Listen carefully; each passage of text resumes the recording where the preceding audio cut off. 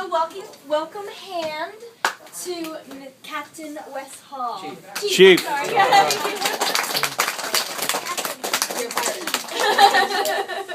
Good evening, everybody. How are you today? The reason I'm here this evening is I'm here to talk about leadership.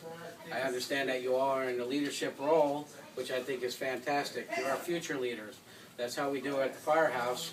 When we get young members, we're hoping that we retain these members to become future leaders like myself, my assistant chiefs, my captains, and my lieutenants. Let me just give you a little history of myself. I was born and raised here in Dutchess County, New York. I'm a graduate of Royce Ketchum High School, 1984 graduate. Yes, I'm telling my age. I'm sorry about that. I went to college for 1 year, tried college out. College wasn't suitable for me. That doesn't mean that you don't go to college. Education is a very important thing, and I always stress that amongst my young members. Get that degree, get that diploma. Very, very important nowadays with the new technology age. It's very important that you have that. I joined the military at the age of 19. I had nothing on my shirt, no rank, no nothing. My duty assignments included Fort Jackson, South Carolina, which was my basic training. I went to Fort Gordon, Georgia, where I became an automatic data telecommunications operator. I possessed a top secret special background investigation because I dealt with classified and unclassified information. Very hard to get and very easy to lose. So by what you're doing here, by being future leaders and keeping good behavior and keeping your grades up, when it comes time for you that you want a job like that, you want to become a police officer or a Secret Service agent, you know, you maintain good grades, you were a leader, you showed leadership roles, you're going to get these jobs, right? Yes, so, sir. Yes, sir. Thank you. After the military, when I got out of the military, I was working for FedEx in Indianapolis, Indiana. I got out of FedEx when I came back to New York, got hired on, just hit my ninth year anniversary, May 10th of this last week, as a 911 dispatcher for the Dutchess County Department of Emergency Response. It's a job that I truly enjoy. It has its ups, it has its downs. It's not a job for everybody. Believe me, there's a lot of stuff that you do. Some can be happy moments, some can be sad moments. We all know that. Being a fire chief, this is my first year as fire chief. I held the positions of second lieutenant all the way up to the rank of chief. I was a first assistant chief for 3 years. A second assistant chief for 3 years. First assistant chief for 3 years, and now I've become chief. That is a total of a 3-year term where I'm voted amongst my peers. I had the most votes. I had 45 members who had the trust in me, knowing that I had the leadership skills to bring the department where it is right now, the company is right now. I have great leaders behind me. What makes a great leader? Showing leader, when someone is showing leader, you can try your best to show leader. There you go, that's very good. Anybody else have one? Yes, you.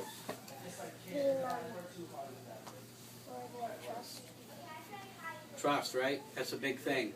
You got to trust yourself before you trust your others. Have trust in yourself. Be confident in your decisions and what you make. I have to make split-decision decisions when I'm coming up to a house fire or a hotel fire. I got to know how many people are in there. What do I have on the road? Where's my personnel? I have to count for them. These are things that happen at a snap of a finger. You know, never ask somebody to do that you wouldn't do yourself. That's a good leader. If I ask a firefighter to do something, I know I've done that myself. And I know they can do that. You got to instill that trust in them, correct? Sir. Right. Very good. I understand you have some questions for me, but before I go there, is there any other questions that you have about leadership? No? All right, these were some of the questions that were given to me. What do I have to do to become a firefighter? Very good question. Our fire company accepts members at the age of 17. It's called the Junior Firefighter Program. When you join the fire company, you are under parental consent. We bring you in for an interview. Parent comes in, and the junior firefighter comes in. We have certain rules by New York State law. You are not allowed to go into a burning building until you're the age of 18. You are allowed to attend the training though. There is a firefighter 1 class that is now a 84-hour class. And the reason that is so long is because firefighting has become so sophisticated now with all the updated training. It wasn't back in the day when I took it. It's a whole new game now. So that's what you have to do. You learn firefighter survival, you learn the basics of how to put an air pack on, how to advance a hose line, how to put ladders, and these are all done by qualified New York State fire instructors. There's 2 ways that you can take it. They have a night class, which is approximately 6 months long, and then they also have a 2-week program where you get it done in 2 weeks. So if you're ever thinking of joining the fire company, the volunteer fire company is always looking for future firefighters. If that's something that you're interested in, one thing that we do require when you're a junior firefighter, you do not respond after 9 o'clock.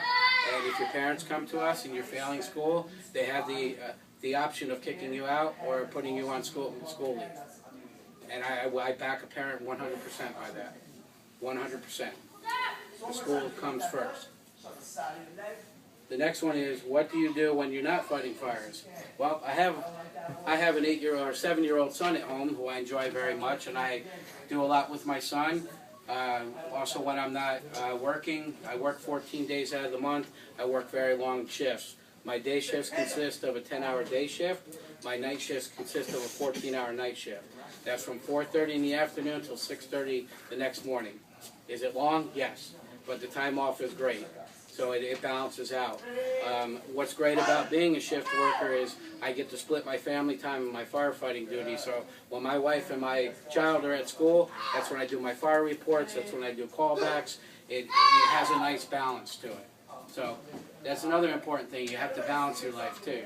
You have to have good checks and balances. When it's time to do homework, when it's time to do your leadership program, that's good to have. It's also good to have a role model. Who's your role model? You know, I should be hearing Mommy and Daddy, right? Mommy and Daddy, that's my role models. Derek Jeter. Who's in your everyday daily life? Mommy and Daddy, right? Grandma, Grandpa. Right. That's a plum. There you go. That's the way to suck up. My next question here for me is, how many people are you in charge of at the firehouse? We currently have on the roster at this time, we have a total of 48 active members. I also have below me, I have a first assistant chief, a second assistant chief, a captain, 2 first lieutenants, and 2 second lieutenants, which I'm in charge of also. The people that we answer to is known as our Board of Fire Commissioners. Those are 5 people on the board that take care of Mommy and Daddy's tax money to make sure that it's spent correctly on training, on building facilities, on apparatus, on equipment. It's like a checks and balance. They're the governing board. That's who I report to. I come in with budgets to them in October, November. I submit my equipment request. They review it. They either are in favor of things or they'll cut things. Same with an engine. We're in the process of purchasing a new engine at this time. We have a committee formed. We've already had 2 meetings, and there's a total of 5 people on that board, on that committee as well. Are you ever scared at the scene of a fire? If anyone ever says they're not, they're wrong. They're 100% wrong. You can't show fear, but yes, because it's a lot of responsibility. It's a lot of people that I have to account for. You know, hopefully there's nobody in the building as well. Hopefully everybody got out. But yes, you can be scared at a fire call, absolutely. Fire is not fun. What happens when a 911 call comes in? Very good question. Who asked this one? What happens when a 911 call comes in? There's 2 ways that a 911 call can come in. And that can be, do you have a phone here in the back? That can come from a hardwire phone. And what a hardwire phone is, at the front desk, where the receptionist answers, that is plugged into a wall, into a telephone jack. The other way is by cell phone, which is the dangers of 911, and I'm going to tell you why. 911 cell phones are very, very hard to track. Yes, we have the integrated technology with the phase 2 technology where we can track you, but it delays the call. Another thing that people don't remember when you dial 911, when you're calling in from a hardwire phone, it shows your name, your address, and your phone number. When we answer the phone, it's not just 911, what's the address of your emergency? How many people in this room, these leaders in this room, know their address and their phone number? Raise your hand. That's excellent. That's very important information. Because that way we know we're verifying what's on the screen is exactly what you're saying to us. This is where you live. And also remember what township you live, because there's all different townships. You have the town of Wappingers, you have the village of Wappinger, you have the village of Fishkill, you have the town of Fishkill, you have the town of Northeast, which is up by Millbrook. You know, there's all kinds of different jurisdictions where people live. So you got to remember that. Do all fire stations have a pole to slide down? That's a good one. Not all fire stations have fire poles. The only time that you'll see fire poles is in paid stations, like the fire departments in New York City.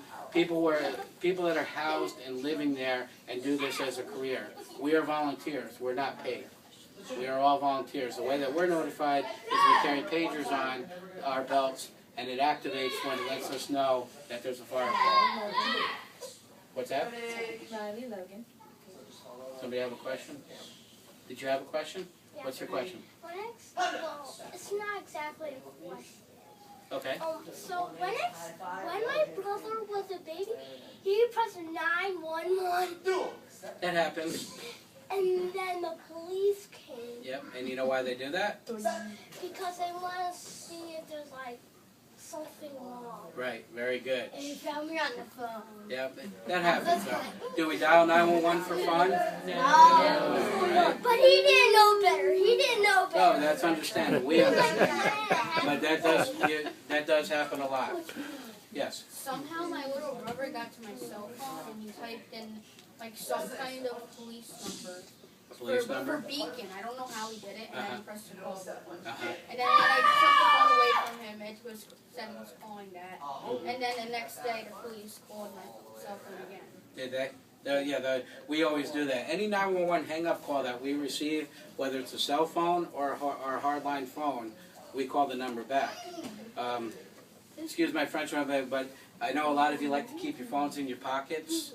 You know, when you do that, lock the keyboard, please, because I go, oh, I must have butt dialed. I know that's or I must have pocket dialed. You know, and you can tell because they're moving. You hear as they're walking wherever their destination is. So make sure you lock your keyboard before you put it in there. Another very important thing that I like to stress to the parents, when you see a flashing blue light or a green light on an individual's car, on a dashboard, that's a volunteer firefighter responding either A, to the scene of an emergency call, or to the fire station to get on the apparatus.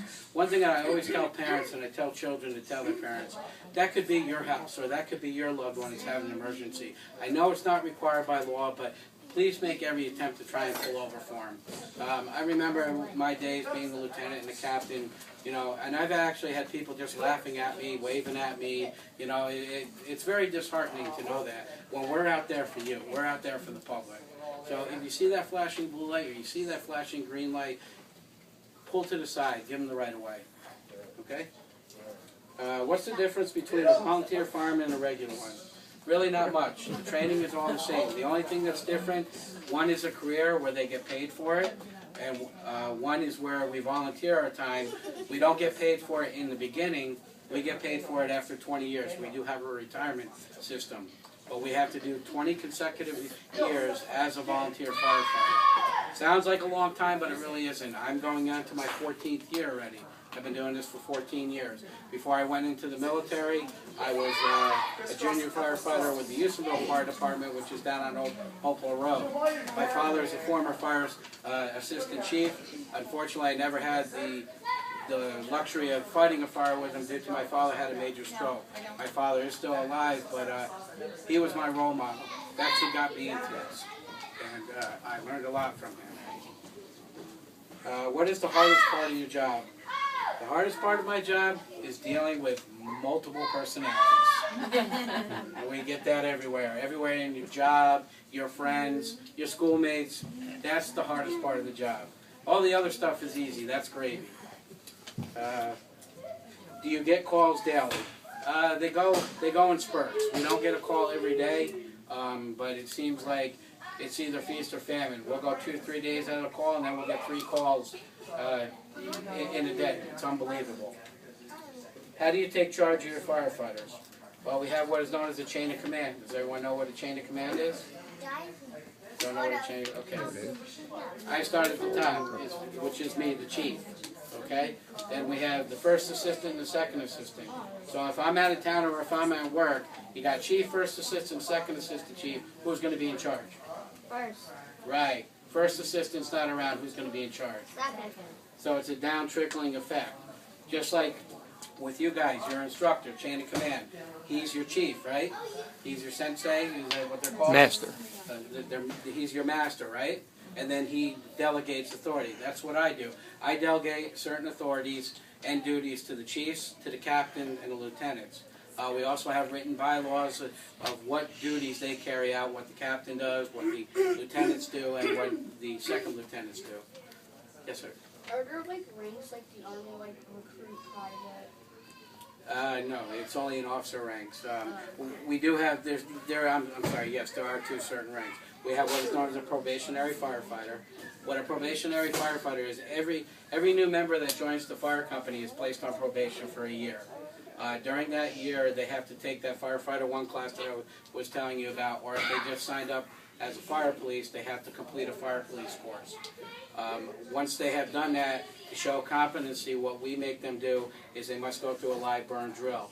Once the chiefs and the captain or the lieutenant has observed the individual and we feel confident that they know what they're doing in a burning building, that they learn the skills that they were supposed to learn in Firefighter 1, then they become what is known as a qualified interior firefighter. And what that means is if we have to help a neighboring fire company out, we have to go and assist them, they can respond on the rig. Probationary firefighters are not allowed to respond out of the district. We also have extrication personnel who go to a certain class called AVAT, which is Auto Victim Extrication Training. That's another training class that they get under their belt that they have to go to, and they learn how to cut up a car in case a person's entrapped. And that's approximately 24 hours long. After that, then there's leadership courses that they have to take to become officers.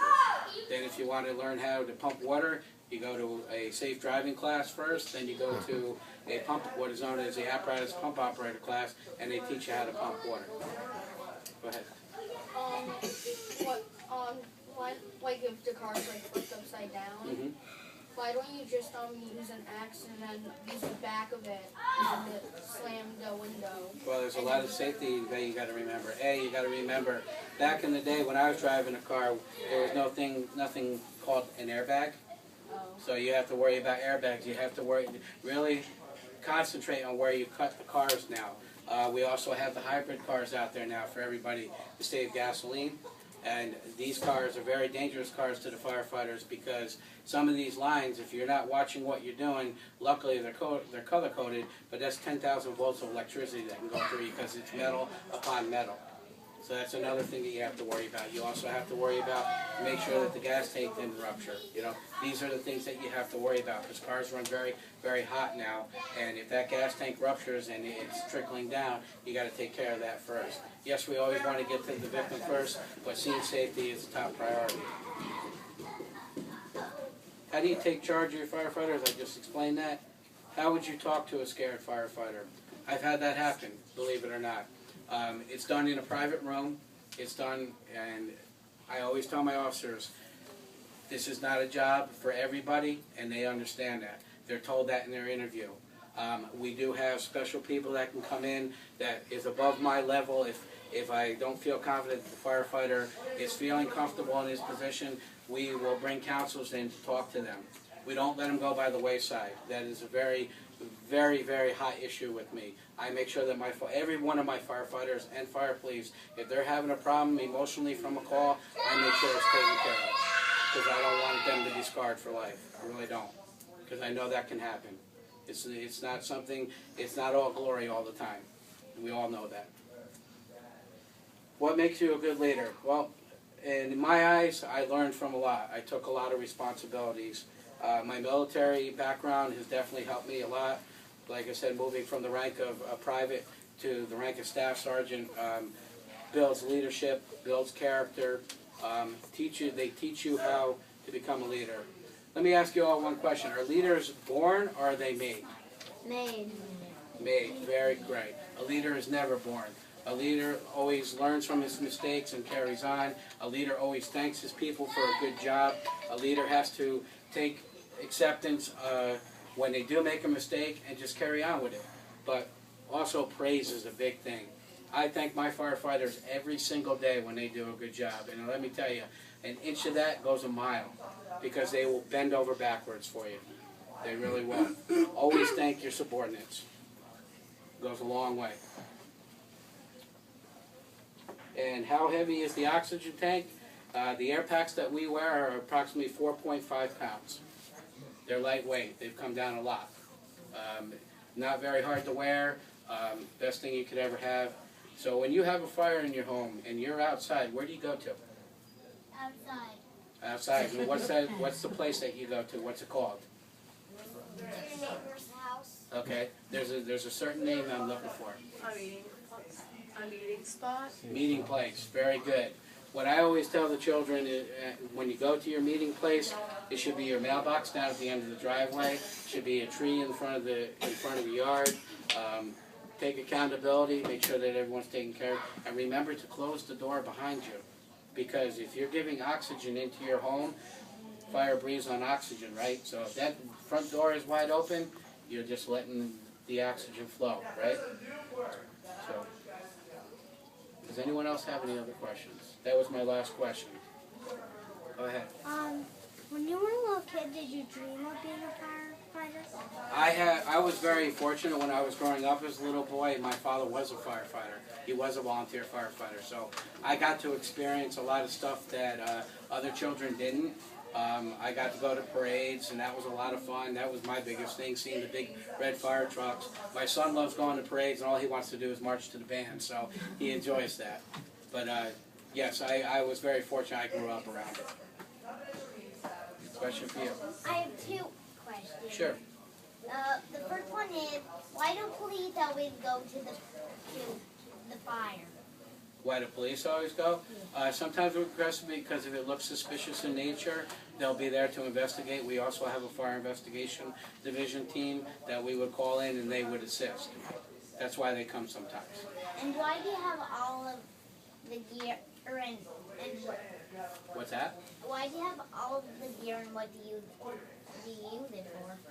Why do we have all of the gear? The gear that we wear is thermal barrier protected, so that protects us from the heat when we go into a fire. It doesn't protect all heat. You can go into a fire that's hot enough. This is rated for a very high fire rating, which is a very high temperature, but these are the warning signs that if you see stuff melting on your coat, like what's around there and reflective, it's time to get out. This is stuff that is taught to people during time. It's time to get out. Unfortunately, you can't save everybody, we understand that, but we try the best that we can and we do the best job that we can. But, like I said, if it's too hot in there, it's just too hot to be in there, and that can happen. Question from you. What do you think you would have done if you weren't a firefighter? Right now, I'd be doing what I'm doing right now. I'd be a 911 dispatcher. The way that I did it, I started out as a town of Fishkill police dispatcher part-time, and I was like, this is what I want to do. Because it's different. When we work our shifts, we go on a rotating basis, and what it is, there's 3 separate stations that are involved in the 911 operations. You have your call-taking position, where you answer the phones. Then you have your police dispatcher position, where you answer police dispatch radios, dispatch police, and then you have your fire and EMS side. So, in order for us to remain proficient in all those areas, when we're working an overtime shift, we can work anywhere in the 911 center. So that's why we rotate it. One day I'll be a call taker, the next day I'll be a police dispatch.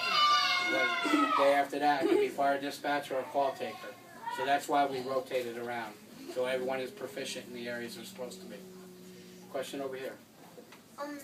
Have you ever had to fight a fire in the middle of the night? Oh yeah. Yep, sure have. Anyone else have questions? Yes. You said before that frequency of calls changes. Yeah. Have you ever gotten 2 calls at once, and how do you handle that? What do you mean, as far as fire calls? Yeah. Yeah, there's been times when we've been at a fire scene, and the way that I do it is I delegate it. So if the chief is on the scene of one, I delegate it to my first assistant chief. If he's not there, my second assistant chief. The second chief will respond, and if I can free up a piece of equipment that I'm not needing there, I'll have them respond initially, and then have the other equipment respond as well. That's where you got to start thinking. You know, okay, I got this. All right, do I really need this? And send them on their way with the crew. Yes. How many of you, and you said there were over 40 in your firehouse? 48. 48. Yes. They're not all on call at the same time, right? We're on call 24 hours a day, 7 Everybody? days a So if week. there's Yes. Do you decide how many get, or whoever shows up, shows up? No, whoever shows up, shows up. What we call out on the radio, if they live within the close proximity, we encourage them to respond to the firehouse because all our volunteers carry their gear in their car, so they're always ready. So their gear is in their car. There you go. We encourage them to go to the firehouse and respond on the apparatus.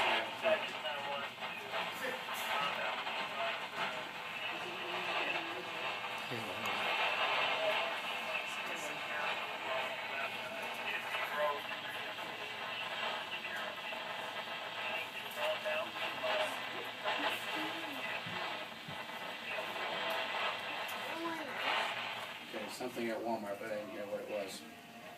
So if there's no other further questions, I'm going to have to leave you. I'm sorry. I hope you learned a lot. I thank you for the opportunity for letting me come down. I hope you learned a lot, and stay good leaders and let this continue.